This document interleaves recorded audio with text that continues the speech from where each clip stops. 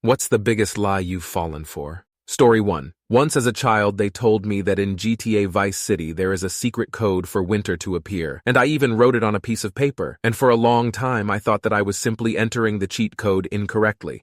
Story 2. When I was a kid, we would often drive a town over to visit my cousins. One of the roads passed through some ponds, one of which had a peculiar-looking branch that had fallen over. I always noticed it, would point it out to everyone in the car, and one day my dad said it was a crocomigator as a joke, since we had just watched some Crocodile Dundee before heading out. In my head, it made sense. I knew how alligators could lay dormant for months at a time with a low heart rate, so the fact it wouldn't move just meant he was hibernating. Years go by, parents split, my dad passes away, still look out for this crocomigator, get to high school, still looking out at the pond to look at this fallen tree, not really remembering why. Then one day, I am like 19, my mom, brother, and I are driving on the same road.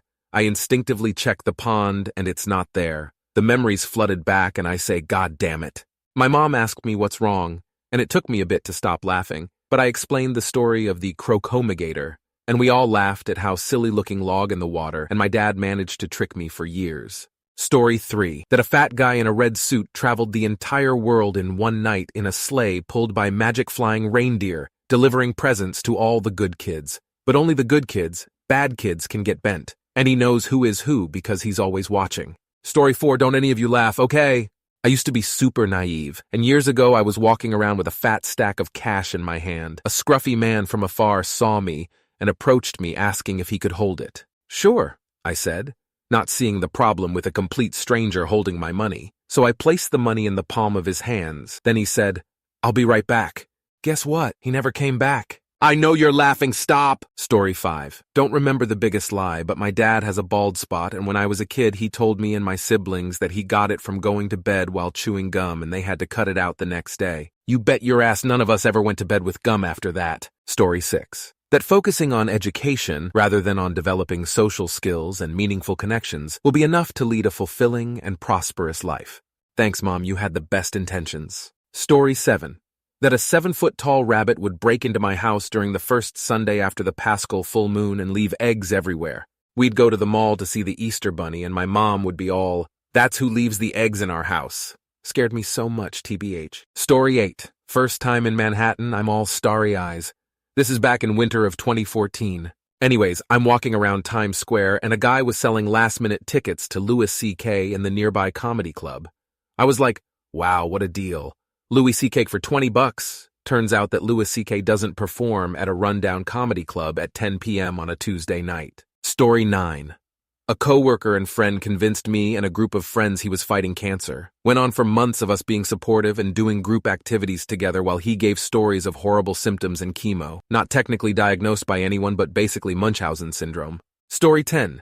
Go to college. It will benefit you. LOL, it's a horrible joke masquerading as the best option for young adults graduating high school. Go to college if you don't have to take out FAFSA or whatever the federal student loans are, or even private loans greater than $25K.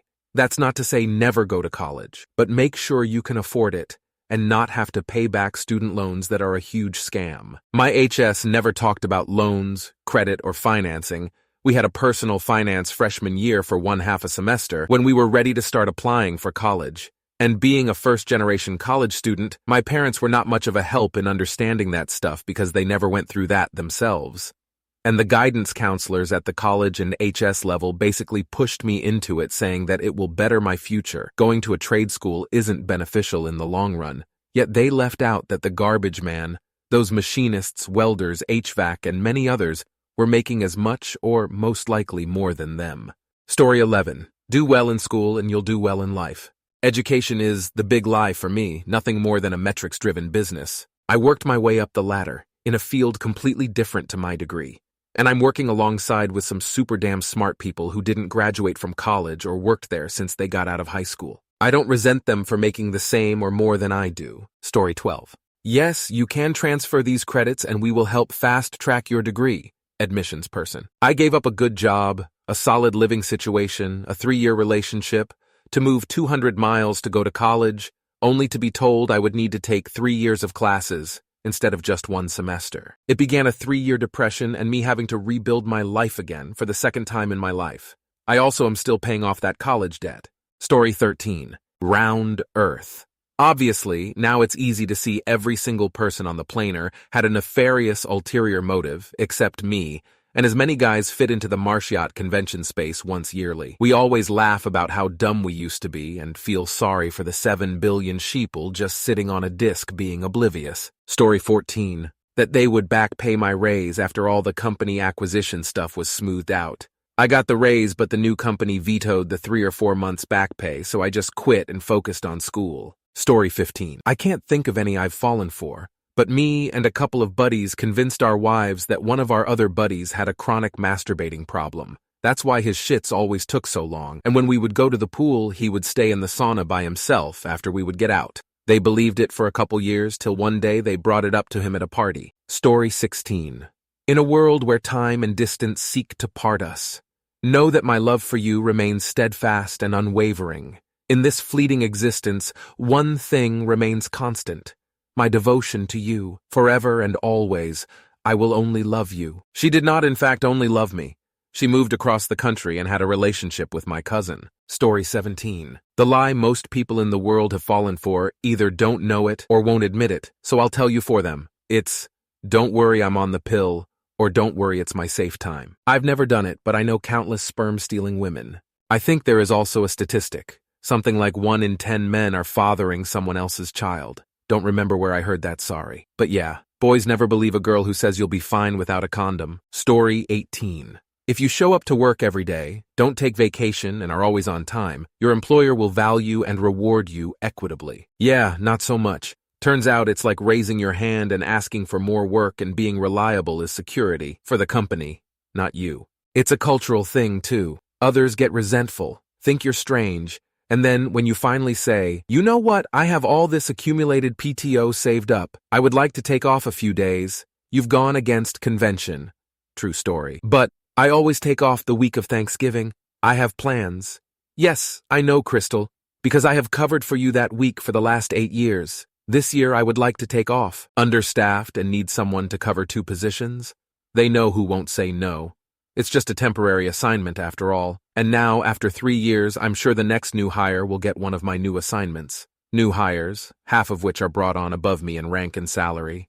I'm just grouchy this week. I've been stupid busy. And every time I try and hand off someone who is supposed to be training to take over for me, I get the work handed back with, this is too complicated. You need to see this one through. So when I don't hand off stuff, because it's all fucking complicated, I have a shit assignment, and all my PMs are needy, batshit crazy, and put 0 effort into their paperwork while expecting miracles. I'm not helping get the new person ready to take over. A certain level of this has to be my own warped perception of the situation, like I really am a fuck-up, and they can only justify my continued employment by overcoming the poor quality of my work by hammering me with quantity. Story 19. When I was in kindergarten, we were reading the book Stone Soup.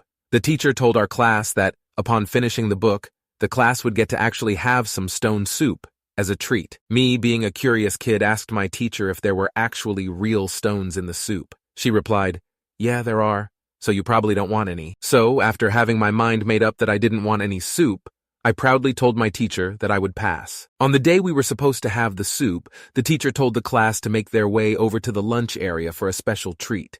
Except me. I was asked to go to the other side of the room and put my head down. I remember the teachers laughing while looking at me all by myself. Story 20. I'm clean. These 2 words I've heard recurring throughout my childhood, but nobody wants to believe their own parent is the bad guy. Eventually, I learned the kinds of symptoms people get when they're high on diff drugs as I grew up. But for some reason, people still say it with conviction like they're believable. Story 21. When me and my brother were kids, our grandma had bunnies, and she told us they are pets. And eventually she told us that the health inspectors had to take away the bunnies. Years later, she told us she just killed them, and told us it was chicken at that time. Story 22. If you don't get a degree, you'll end up sweeping floors for a living. Got a chemistry degree, worked in a laboratory, then the idiot government cut funding to science research, after promising to increase it. All the research jobs dried up, and my experience and degree became out of date. Now I clean offices for a living. Also, the lab work didn't pay particularly well as I only had a bachelor's degree and not a master's or PhD. Story 23. The biggest lie I've fallen for was believing that success equates to happiness. I chased external achievements without considering my inner fulfillment. It took time to realize that true happiness comes from living authentically and nurturing meaningful relationships rather than striving for societal markers of success. Story 24. When I was a kid, I lived in Nebraska. My dad's side, if the family lived in the Falls City area. My mom's side of the family lived in Kansas City. That part will be relevant in a moment. We didn't visit my dad's family too often, but we would often drive to Kansas City from Lincoln. Going down and coming back, you'd see signs for Brownville, Nebraska as you got close to the Iowa-Missouri border. My grandma, dad's side maiden name was Brown. One day when we were driving back home, my dad mentioned that we were related to the founders of Brownville through his mom. That was pretty interesting, so I remembered that. Fast forward 25 years, I shared that information with my son. Dad wasn't around when I told him that cause we moved to a different state, so I told him that I shared that story with my son. He then told me that he was just joking around when he said that, and thought I knew. So my dad accidentally played the long game on me for believing that my relatives helped found a small town in rural Nebraska. Story 25. That I had a chance with a girl out of my league called Monica in high school. It was an elaborated prank by bullies. They planted seeds in my head in a time frame of weeks. Then, in Valentine's Day, I received a special letter from someone. Meantime, more weeks passed till I found out that the letter was sent by Monica. Finally, after months, I talked to her. She didn't know who I am and don't even was involved in the prank. They just use her to bait me to the lie. Consequences: embarrassed, a lot. Punished after some retaliation to most of the bullies, including breaking the nose of the leader. After a while, I gained popularity because I stood up to the bullies, and more than a year after this, IF ****** one of the girls of the group on purpose. Story 26. When I was a kid, my mom told me that when it was raining outside and the sun was out, that meant the devil was beating his wife. Of course, I don't believe that now, but I always think of that when it's raining and the sun is out. My mom is a good mom, and that's really the only WTF mom thing I can clearly remember. But goddamn, that's a heavy thing to drop on a 5-year-old. Story 27. When I was a child, I was forced to work on my dad's roadside service changing tires. I always hated it. He would always lie to me and tell me we were going to McDonald's, and I'd fall for it each time.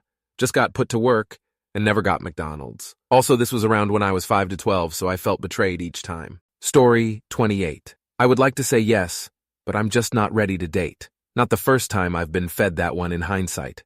Being the hopeful idiot that I was, I told her I'd wait. Proceeded to string me along for over a year before I met someone else. All good, we became good friends and then found out that she had never been interested in me, and she just hadn't had the maturity to tell me. The friendship was already falling apart because of her other actions and lies, but that one hastened and pretty much sealed it. 4+ year friendship over, just to be honest, people. Why is this such a novel concept? Story 29. My fiancé was pissed off at me because I pulled a prank on my little brother where my entire family and his girlfriend's entire family got in on a joke where they'd slip Garfield references into daily conversation. Instead of normal, they said Nermel. Her grandma made lasagna like 3 nights in a row. He hates lasagna, so found it super odd. Instead of got, everyone said Garf, and my entire family would play nothing but Garfield-related content on their TVs throughout the night when he got home. It drove him insane. And on the day of his birthday, I surprised him with Heathcliff merchandise. He didn't even know what Heathcliff was. It's the best prank I have ever pulled, possibly in my life. Anyways, the fiancé is furious because she's heard nothing but fucking Garfield for a week straight. So when my birthday is coming up, she lets me know that she visited the petting zoo and officially adopted a calf. She got everyone in my family in on it, and I'm such a gullible person that I bought every second of it. My parents agreed to build the calf a barn. I had built 3 sheds in their backyard, so it is definitely something they would do. She had named it after her favorite crystal, and she would send me selfies of her visiting Opal bi-weekly. Cut to my birthday. About 2 months after my little brother's, a tight turnaround. She's so excited to finally introduce me to the calf, only to learn that it wasn't real. I was so relieved, grateful that she didn't do something as stupid as buy a fucking cow as a pet. We all had a cow-themed cake, cow balloons, and cowboy hats. It was a fucking awesome birthday party and a relieving experience. Around Christmas, I got a Garfield plush in my stocking. All is right with the world. May my lasagna be warm and my cliffs be heathed. Story 30. Boss asked me to work overtime for about 3 months to single-handedly get a project over the line. They were making about $1,000 a day from the client and were able to charge extra because I was working overtime. I was told they would make it right when the project was done. Well, it turns out that making it right was a bonus of approximately 1 day's worth of the profit they made for my 3 months of absolute hell. No promotion, no jump in salary, just 1/60th of the money they raked in, actually less because of the extra charges. I got a new job the next month. They were surprised. I told my manager he was insane to think I'd be happy. I asked him how he would feel, and it turned out he hadn't actually thought about it that way at all, like he was some sort of shitty android. Story 31. I would buy your art on social media. Some scammer. I was way too excited and happy that some people finally wanted to pay for it. Was ready for $15-30, but they said $400. They wanted me to pay them first on Binance shit because I had to upgrade my ACC to receive payment. Luckily, after the excitement rush went away, I didn't send anything.